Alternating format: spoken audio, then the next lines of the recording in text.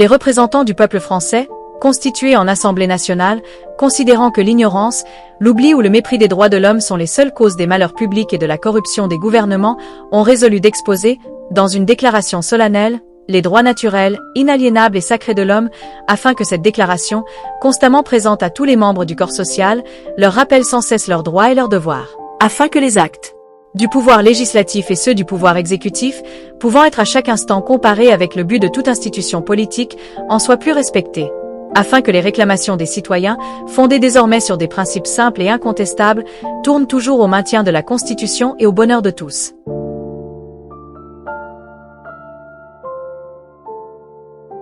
Les hommes naissent et demeurent libres et égaux en droit.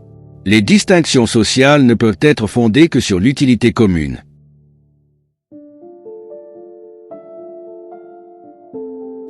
Le but de toute association politique est la conservation des droits naturels et imprescriptibles de l'homme. Ces droits sont la liberté, la propriété, la sûreté et la résistance à l'oppression.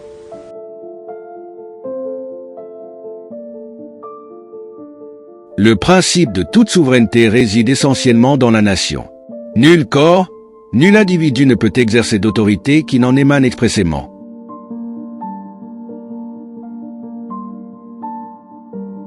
La liberté consiste à pouvoir faire tout ce qui ne nuit pas à autrui. Ainsi, l'exercice des droits naturels de chaque homme n'a de borne que celle qui assure aux autres membres de la société la jouissance de ces mêmes droits. Ces bornes ne peuvent être déterminées que par la loi.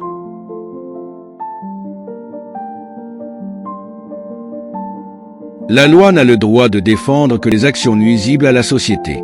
Tout ce qui n'est pas défendu par la loi ne peut être empêché, et nul ne peut être contraint à faire ce qu'elle n'ordonne pas.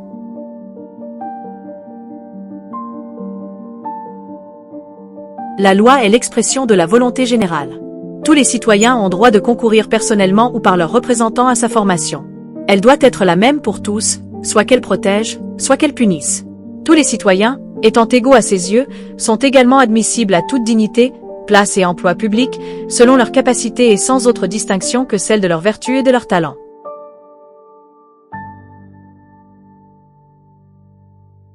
Nul homme ne peut être accusé, arrêté ou détenu que dans les cas déterminés par la loi et selon les formes qu'elle a prescrites.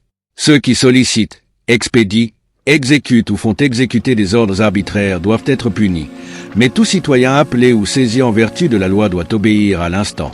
Il se rend coupable par la résistance.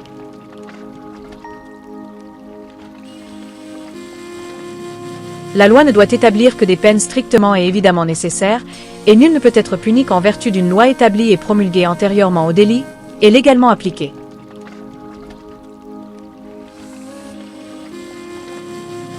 Tout homme étant présumé innocent jusqu'à ce qu'il ait été déclaré coupable, s'il est jugé indispensable de l'arrêter, toute rigueur qui ne serait pas nécessaire pour s'assurer de sa personne doit être sévèrement réprimée par la loi.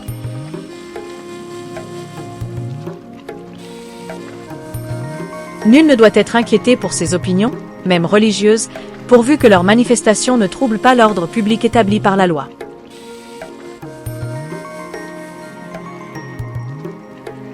La libre communication des pensées et des opinions est un des droits les plus précieux de l'homme. Tout citoyen peut donc parler, écrire, imprimer librement, sauf à répondre de l'abus de cette liberté dans les cas déterminés par la loi.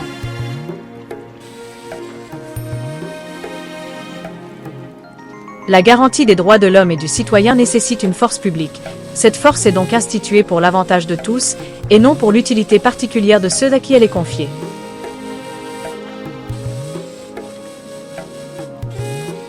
Pour l'entretien de la force publique et pour les dépenses d'administration, une contribution commune est indispensable. Elle doit être également répartie entre les citoyens, en raison de leurs facultés.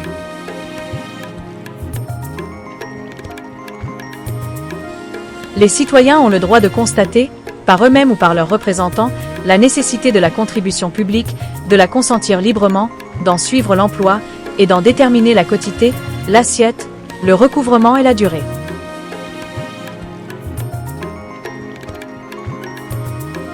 La société a le droit de demander compte à tout agent public de son administration.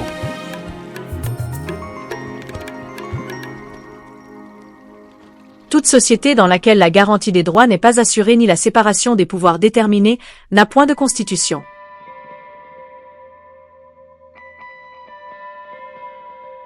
La propriété étant un droit inviolable et sacré, nul ne peut en être privé. Si ce n'est lorsque la nécessité publique, légalement constatée, l'exige évidemment, et sous la condition d'une juste et préalable indemnité.